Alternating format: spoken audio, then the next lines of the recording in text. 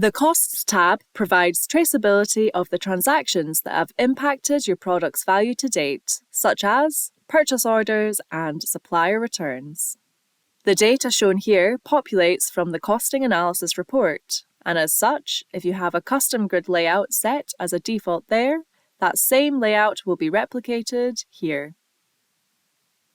At the top of the Costs tab, the product's current average landed cost and last cost will be displayed in non-editable fields to provide a view of the current values being attributed to your stock on hand and transactions.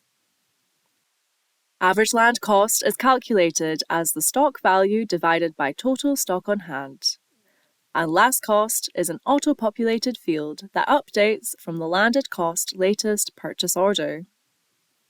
We have a lot of detail here, such as transaction dates, which is the date the transaction was completed and recalculated the product's average landed cost.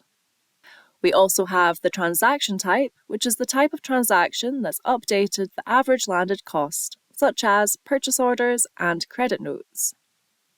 The pre-average cost is the average landed cost before the transaction was completed, and the post-average cost is the average landed cost after the transaction was completed. Please note that if there is zero stock on hand for a product, there is no average landed cost.